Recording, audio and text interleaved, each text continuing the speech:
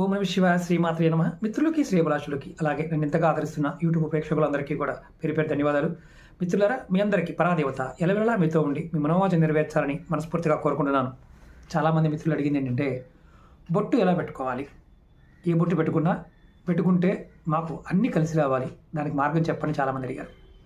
ప్రతిరోజు మీరు బొట్టు పెట్టుకున్నప్పుడు విభూది కానీ, గంధం కానీ, కుంకుమ కానీ ఏదైనా సరే 3 వేలతో పెట్టుకోవాలి. ఎలా అంటే, ముందు చిటికిన వేలతో పెట్టుకోవాలి, తర్వాత అదే బొట్టుని ఉంగర వేలతో పెట్టుకోవాలి, తర్వాత మధ్య వేలతో పెట్టుకోవాలి. లాభం ఏంటి?